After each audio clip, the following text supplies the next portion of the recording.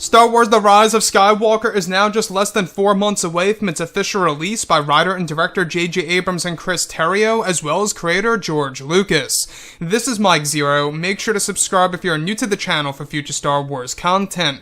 Now, what's really exciting about Episode 9 is that yes, we do know that this movie is going to be a revelation film, introducing many different twists and turns, as well as surprises in this movie that will take fans by surprise and make themselves view the past 8 Star Wars films that come before this one in a different light, and that JJ, George, and Chris participated in the rewrites during the months of November and December to add in more connections to it all. Now, these past couple of weeks or so, we've been learning a whole lot more about this film, and when it all comes down to one of the concept art descriptions, this is where things begin to get very intense for Episode 9. Now, specifically, shot descriptions consisting of a sequence where it's explained that Kylo Ren and his Knights of Ren are traveling to the abandoned First Order headquarters, where it's explained that this resides over in the Outer Rim. It's explained that Kylo and his knights are in search of Snoke's vault that contains many secrets he kept locked away many years ago.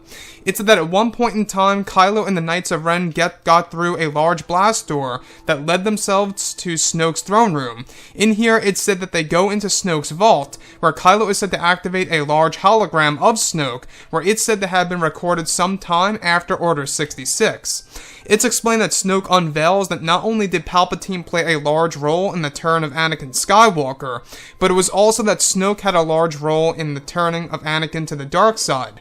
It's said that Snoke unveils in the hologram that at some point in time during the Clone Wars, he and Anakin once mentally connected, where Snoke saw Skywalker's potential and knew that another Dark Lord, such as Palpatine, had interest in him. It's said that Snoke lured Anakin to a dark temple, where it was said to give Anakin a push toward the dark side and evolve his dark side tendencies. Now, it's said to be the main reason why Anakin killed Senator Tel Merrick in the Clone Wars that phased and surprised Obi-Wan Kenobi. So let's go over a couple of parts about this. Now, I don't know if you guys remember in the Clone Wars animated TV series, there was a moment in which Anakin killed Senator Tel Merrick, and it really did, in fact, shock Obi-Wan Kenobi. He had this face that really shocked the fact that Anakin Skywalker would kill somebody out of nowhere just like that. And now it seems like that we are getting a full-on explanation as to exactly why Anakin did what he did right then and there in that very moment. It's because in between certain episodes is when Anakin Skywalker was actually lured to a dark temple by, of course, Supreme Leader Snoke when they mentally connected at a certain point in time that Anakin did not talk about to Obi-Wan Kenobi. Now, what I like about this is that this is, of course, filling in the gaps in between certain films and certain TV series out there, and that Snoke is actually really a bigger part of Anakin Skywalker than we already know, of course, in the Skywalker saga. I don't know if you guys saw the recent comic. We actually got the official training between both Snoke and Kylo Ren on Dagobah. Go ahead and check it out. There's a moment in which Snoke even talks about how, he would have ruled the galaxy far sooner if he and his uncle, Luke Skywalker, had joined together.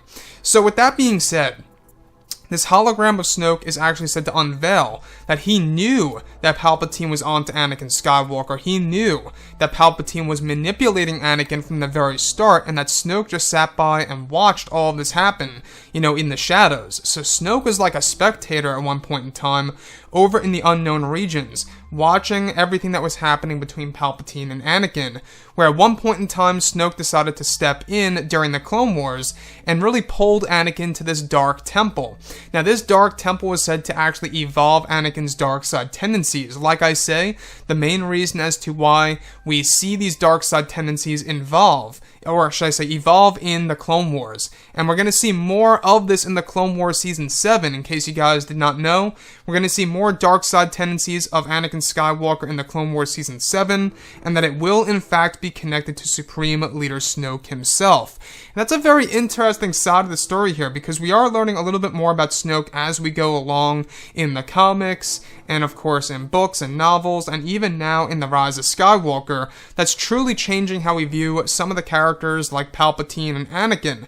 And what I love so much about this is that this is, of course, JJ really diving into current canon material as well as Star Wars Legends material to create a very, I guess you could say, rich film that's going to have a lot of detail thrown into it, and it's going to have the fans pretty much, looking back at TV series and Star Wars films in a different light. Now, the last piece that I do want to go over is that this movie is not just going to be the end of the Skywalker saga, but they're using this movie to introduce new types of Star Wars lore that fans have never seen before on the big screen. We are talking about, flow walking and flash fights and the actual netherworld of the Force, the wills themselves. I mean, all these different things being inserted is very impressive. Anyways, guys, drop a comment below. Let me know what you think about all of this in the comments. And if you guys did enjoy the content for today, do make sure to drop a thumbs up on this video to support the channel. I thank you all so very much for the kind support, and I'll catch you guys next time.